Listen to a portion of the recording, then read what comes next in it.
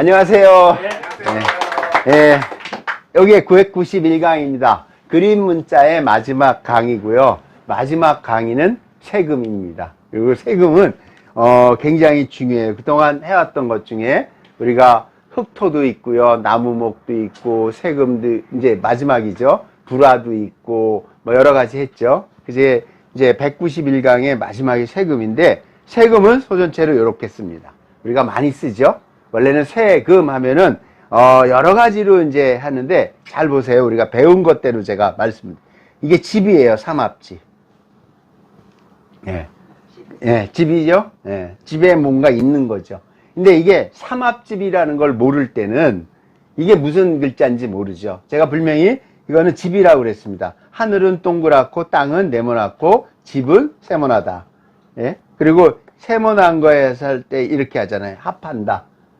그리고 합의를 이룬다 그럴 때는 이렇게 쓴다고 그랬잖아요. 집 밑에서 뭔가 이루어지는 거예요. 자, 요거는 뭔지를 모르겠어요. 그죠? 잘 모르겠어요. 근데 요거는 말하자면은 채할 때 켈체차 하잖아요. 켈체차. 켈체.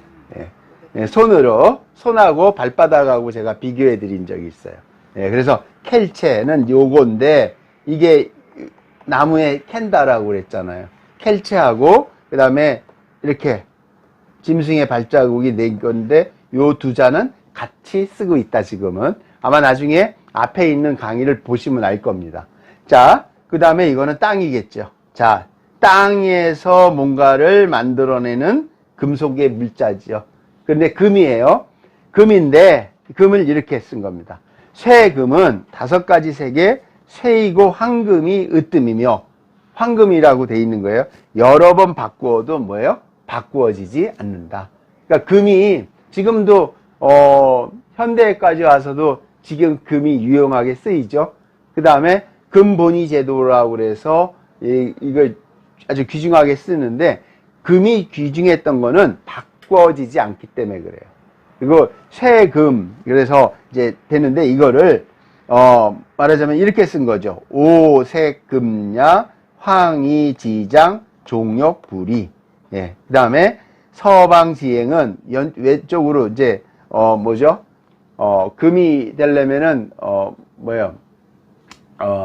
이게 어떤 서쪽으로 향하는 거예요. 금 안에는 토중형, 그죠? 토가 안에 있다. 그러면은 흑토가 있겠죠. 이게 흑토가 되는 거죠. 보이시나요?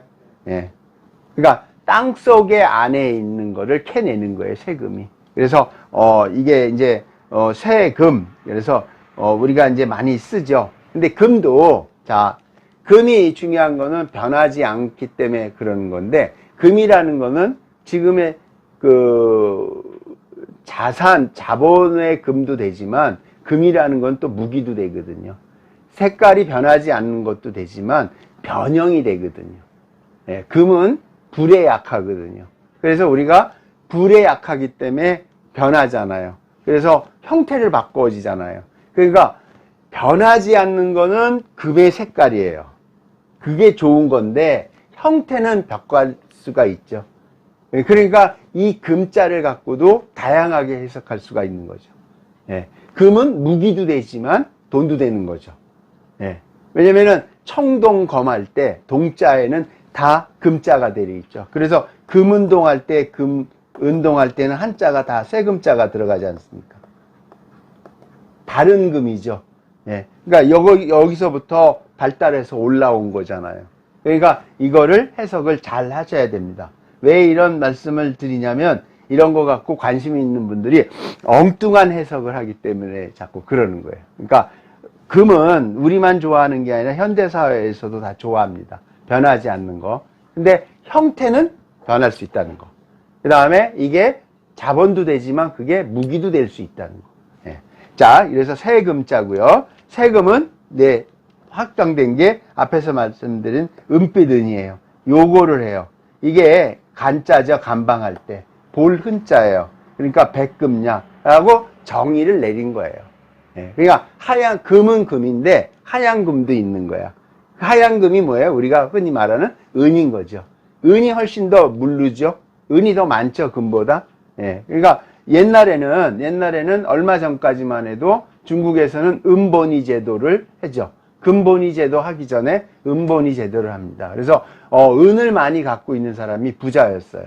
예. 그 시기별로 다르죠. 그러니까 우리가 자본할 때 조개패, 고대에서는 조개를 갖고 있다고 그랬잖아요. 그러니까 시대에 따라서 다른 거예요. 자, 그러면은 21세기에 지금은 뭘 갖고 있는 게 제일 부자입니까, 요즘은? 코인. 예, 이제 다 나오잖아요. 이게 변한 거예요, 지금. 어느 순간에, 예, 그렇다고 금이 필요 없다는 게 아니잖아요. 변하는 거예요. 예, 그러니까, 시대와 문화와 환경에 따라서 뭔가 위주로 하는 게 변한다라는 걸 말씀드리는 거예요. 그리고 코인은 보지 못하죠, 우리가. 예, 왜냐면은 지금 뭐 코인이라는 건 다 컴퓨터 상에서만 하고 우리 핸드폰 상에서만 확인할 수 있잖아요. 핸드폰이 있어야만 되는 거고 컴퓨터가 있어야만 볼 수 있는 거죠. 그러니까 이게 가상이라고 그러는 거죠. 그러니까 결국 가상 자산이라고 하는 겁니다. 네, 그러니까 금, 은, 동 이렇게 변하고 지금은 이제 막 코인까지 지금 난리가 아니죠. 예, 시대가 변해서 그런 거예요. 그거를 잘 어떻게 이해하고 환경에 따라서 바뀌느냐에 따라서 나의 어떤 뭐라 그러죠? 활용도가 달라질 수 있죠. 그렇다고 코인이 없다고 해서 못 사는 건 아니잖아요. 예, 금이 없다고 해서 못 사는 건 아니잖아요. 예, 생존할 때는요, 금이고 코인이고 다 필요 없어요. 밥이 필요한 거지. 예?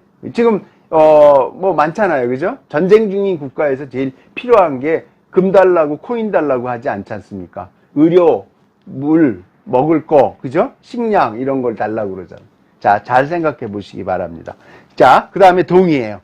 동은 무슨 새예요? 붉은 새다. 그러니까 적금야잖아요. 앞에 한번 보여드릴까요? 백금야잖아요. 다 금인 거예요. 그래서 지금도 남아있는 게 올림픽에서 메달을 줄 때는 뭘로 줍니까? 금은 동으로 주잖아요. 근데 다 금받기를 좋아하죠. 왜? 금이 희소성도 있고 변하지도 않고 어떤 우리가 말하는 부의 가치도 하잖아요. 예. 그래서 금은동을 제일 좋아합니다. 예. 그런데 금은동 중에서 제일 좋아하는 게 뭐다? 금. 예. 그리고 하여튼 금과 관련된 거 많으니까 예, 하고요. 근데 금은동보다 더 중요한 게 있어요. 예. 오늘 이게 이제 마지막 강의의 단어입니다. 철입니다. 예. 철이에요. 금은동 철이에요. 제가 이렇게 구성한 거는 쇠철자를 알려드리려고요. 쇠철은 무슨 금이에요? 흑금이잖아요. 사실은 이 철 때문에 우리나라도 부강해졌죠. 예. 왜냐면은 포항제철, 제가 회사를 이렇게 홍보하려고 그러는 게 아니라 제철 산업을 통해서 우리가 선진국이 되는 어떤 기회가 됐잖아요. 예. 그러니까 철자예요. 이건 뭐예요? 흑금이에요. 백금, 적금, 흑금. 근데 검은새예요. 자, 여기를 잘 보시기 바랍니다. 철을 이렇게 씁니다. 우리가 많이 익숙하죠. 네. 이게 보통 오랑캐 이렇게 쓰지만 동방 쪽에 있는 사람들을 동이족 할 때 이자예요. 쇠철이에요. 근데 이게 고문은 이겁니다. 예, 그러니까 이 글자의 약자가 이겁니다. 철자는 이렇게 쓰죠. 예, 철은 고문의 철이고 동방의 이의 구성이다. 그 말은 동방의 이족들이 갖고 있는 거겠죠. 쇠철자는 이렇게 쓸 수 있다라는 뜻이에요. 우리 이렇게 쇠철자를 쓰지는 않아요. 예? 그러니까 어디 이족 이렇게 확 유추해서 해석해 볼 수가 있는 거죠. 이 동방의 이족들이 철을 생산하거나 철을 잘 다루었다라고 할 수가 있는 거죠. 그래서 흑금야, 철, 고문, 철이잖아요. 예? 철의 고문은 철이에요. 종이, 아무 글자도 없어요. 이예요, 이. 이를 따른다. 그럼 이족 하면은 원래 화족이잖아요. 그래서 동이, 서만, 동이, 서융, 남만, 북적 이렇게 해갖고 뭐랄까요? 화족의 중심에서는 다 오랑캐라고 한 거는 그렇게 규정한 건데 여기에 그 문자예요. 제가 만드는 것도 아니잖아요. 문자에는 뭐가 나오냐? 흑금야에서 이족이 만든 게 금이에요. 이거는 이제 문자학으로 문화라든지 문명을 유추해 볼 수가 있는 겁니다. 예. 그러니까 제가 이거를 마지막에 놓은 거는 금은동 철이 굉장히 중요하죠. 인류사에도. 근데 여기에 한자를 굳이 이렇게 만드는 이유는 뭘까는 나중에 공부의 대상이죠. 그리고 철을 가진 민족이 통치를 하게 되잖아요. 그래서 뭐라 그럽니까? 철권 통치잖아요. 우리가 이제 쭉 발달하면서 근현대가 오기 전에 전쟁하는 걸 보면은 몽둥이를 이렇게 씁니다. 그러니까 몽둥이 수를 이렇게 쓰지 않습니까? 네. 그러니까 거기에 철이 탑재되지 않아요. 고려하고 거란 전쟁할 때도 승리의 굉장히 중심인 거는 뭐예요? 철갑 부대가 오기를 기다리잖아요. 그것도 뭐예요? 말탄 철갑 부대가. 그러면은 이기잖아요. 몽둥이 들고 있는 사람하고 철로 자르는 사람하고 당연히 철로 이기는 거 아니겠어요? 네. 그러니까 철이 그만큼 문명사에서 중요해요. 제가 이제 한자 공부를 하면서 이 자를 보면서 괜히 이렇게 써놓지는 않거든요. 근데 우리는 이 글자에 대해서 잘 모르기 때문에 그냥 넘어가는 거죠. 그러니까 제가 보기에는 이자, 동방 이자도 되지만 오랑캐 이자잖아요. 이족하고의 철의 관계는 불가분의 관계가 있을 거다. 이게 이제 문자학으로 설명드리는 거예요. 내가 이 책을 쓴 건 아니니까, 그죠? 설문회자라고 2000년 전에 써였으니까 이런 글자를 통해서도 문화나 문명을 증명해 줄 수 있다고 생각합니다. 그래서 마지막으로 세금자 하면서 마지막으로 세철자를 해서 이 강의가 다 끝맺음을 하려고 그럽니다. 여기까지 해서 동모, 오늘도 한자 공모, 그래서 1일 유학했고요. 잠깐만요. 이게 없어졌네. 자, 동몽해서 유학해서 금은동 철로 마지막에서 191강을 끝냈고요. 191강은 그거를 순서대로 하시는 게 아니라 마지막 당부는 그 글자를 보고 글자에 있는 부수를 찾아가서 왔다 갔다 하면서 보면은 훨씬 더 한자를 익히는데 유용할 거라고 생각합니다. 자, 여기서 모든 강의를 끝내도록 하겠습니다. 그동안 시청해 주셔서 감사합니다. 감사합니다. 수고하셨습니다.